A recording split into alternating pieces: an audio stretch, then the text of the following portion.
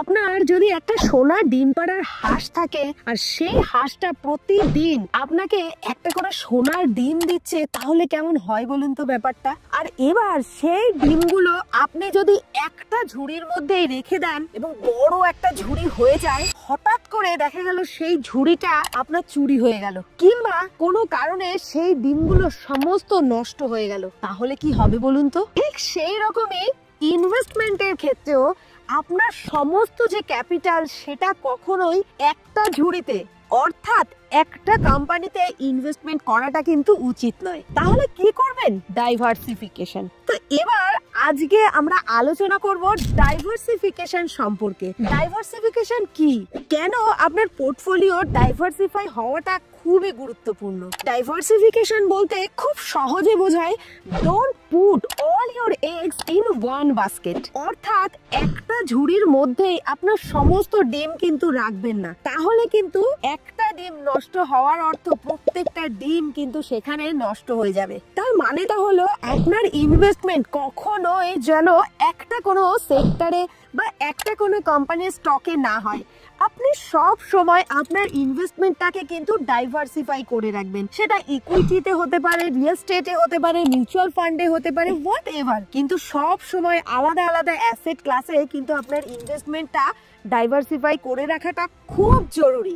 ধরুন আপনার যে সমস্ত ক্যাপিটাল রয়েছে সেই সমস্ত ক্যাপিটালটা আপনি শুধুমাত্র আইটি সেক্টরেরই সমস্ত কোম্পানিতে ইনভেস্টমেন্ট করে রেখেছেন। এবার এই আইটি সেক্টরে কোনো রকম প্রবলেম হলো, তো সেক্ষেত্রে দেখা যাবে কিন্তু আইটি সেক্টরের প্রত্যেকটা কোম্পানি কিন্তু খুব খারাপ পারফরমেন্স দেবে। তাহলে আপনার যে ক্যাপিটাল সেই ক্যাপিটালটা কিন্তু অনেকটাই কমে যাবে, অর্থাৎ আপনি কিন্তু আর্থিকভাবে ভীষণই ক্ষতিগ্রস্ত হবেন।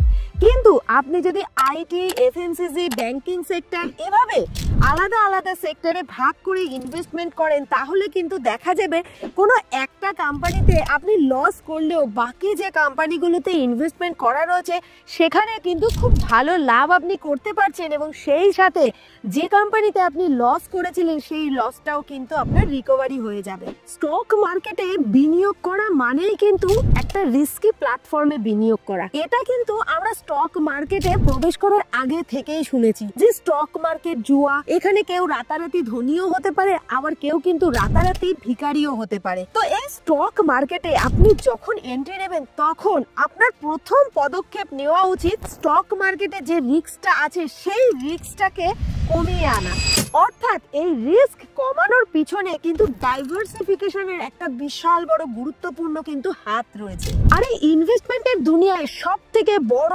রিস্ক হলো ভোলাটিলিটি, অর্থাৎ মার্কেট যখন প্রচন্ড পরিমাণে ভোলাটাইল থাকে তখন কিন্তু আপনার যে ক্যাপিটাল ইনভেস্টমেন্ট করা রয়েছে সেটাও কিন্তু একটা বিশাল রিস্কি জোনে থাকে। কিন্তু আপনি যদি আপনার ক্যাপিটালটাকে ডাইভার্সিফাই করে রাখেন তাহলে কিন্তু একটা সেক্টরের ক্ষতি আরেকটা সেক্টরের প্রফিট দিয়ে কিন্তু সঠিকভাবে ব্যালেন্স করা যায়। এই কারণেই কিন্তু ডাইভার্সিফাই করাটা খুবই গুরুত্বপূর্ণ। আমরা দেখেছি যে লাস্ট 2020 সালে কোভিড এর পিরিয়ডে ট্রাভেল ইন্ডাস্ট্রি কিন্তু ভীষণ খারাপ পারফর্ম করেছে, আবার অন্যদিকে টেকনোলজি ইন্ডাস্ট্রি কিন্তু দারুণ পারফর্ম করেছে, একদম রকেটের গতিতে কিন্তু এগিয়েছে। তো যারা ডাইভার্সিফাই করে রেখেছিল তারা কিন্তু একটা সেক্টর থেকে লস করেছে, আবার অন্য সেক্টরে কিন্তু তার থেকেও দুগুণ তিনগুণ প্রফিট কিন্তু বার করে নিয়েছে। তো বুঝতেই পারছেন আশা করি ডাইভার্সিফিকেশন কতটা জরুরি, সেটা কিন্তু আমাদের পোর্টফোলিওকে সব সময় বাঁচিয়ে রাখে এবং প্রত্যেকটা বিপদের হাত থেকে কিন্তু বাঁচাতে পারে আমাদের এই ডাইভার্সিফিকেশন। এছাড়াও ডাইভার্সিফিকেশন শুধুমাত্র যে রিস্ক কমাচ্ছে তা কিন্তু নয়, ডাইভার্সিফিকেশনের ফলে আপনার যে পোর্টফোলিও সেই পোর্টফোলিও কিন্তু লং টার্মে একটা স্টেবিলিটি আসে এবং সেই সাথে খুব ভালো কিন্তু গ্রোথও হয়। আপনার যদি স্টক মার্কেটের পাশাপাশি রিয়েল এস্টেটেও ইনভেস্টমেন্ট থাকে তাহলে সেক্ষেত্রে কিন্তু দেখবেন একটা অ্যাসেটের ভোলাটিলিটি কিন্তু আর একটা অ্যাসেটে স্ট্যাবিলিটি এনে দেয়। তো এই কারণে আপনারা প্রত্যেকে কিন্তু সব সময় ডাইভার্সিফাই করে রাখবেন। আর বন্ধুরা, আমাদেরকে শুধুমাত্র বর্তমান ইনকামের কথা ভাবলেই হবে? আমাদের ভবিষ্যৎকে সুরক্ষিত করতে হবে না?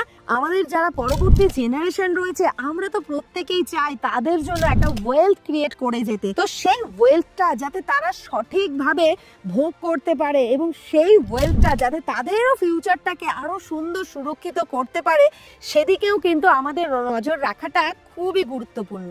ধরুন আমি বা আপনি আমাদের সন্তানের ভবিষ্যতে চিন্তা করে আমরা কোনো একটা স্টকে ইনভেস্ট করলাম, কিন্তু যখন আমার সন্তানরা বড় হলো এবং সেই অর্থটার প্রয়োজন হলো, ঠিক সেই সময় দেখা গেল সেই স্টক এতটাই খারাপ পারফর্ম করেছে যে আমাদের যে উদ্দেশ্যে আমরা ইনভেস্ট করেছিলাম সেই উদ্দেশ্যটাই পরিপূর্ণ হলো না।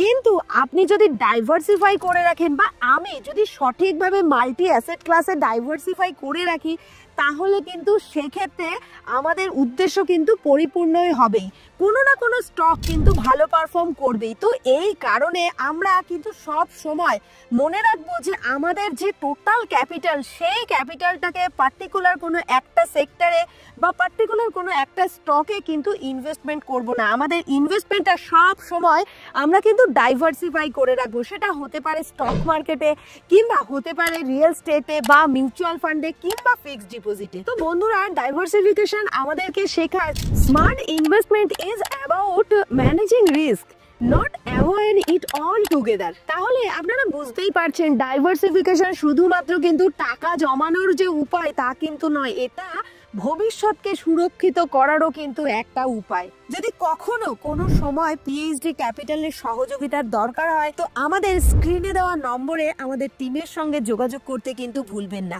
আপনি যদি মনে করেন পিএইচডি ক্যাপিটালের কাছ থেকে টেকনিক্যাল অ্যানালাইসিস, ফান্ডামেন্টাল অ্যানালাইসিসের কোর্স করবেন, তাহলেও কিন্তু আমাদের সাথে যোগাযোগ করতে ভুলবেন না। তো আপনি কিভাবে আপনার পোর্টফোলিওটাকে ডাইভার্সিফাই করছেন, এটা কিন্তু কমেন্ট সেকশনে জানাতে ভুলবেন না। আর যদি এই সংক্রান্ত আপনার কোনো প্রশ্ন থাকে, তাহলে কিন্তু আমাদেরকে কমেন্ট সেকশনে জানাতে ভুলবেন না। আমরা চেষ্টা করব পরবর্তী এপিসোডে সেই সমস্ত প্রশ্নের উত্তর দিতে। তো দেখা হবে পরবর্তী ভিডিওতে। ততক্ষণ পর্যন্ত আপনারা সকলে ভালো থাকবেন এবং সুস্থ থাকবেন, এই বলেই আজকে আমি বিদায় নিচ্ছি।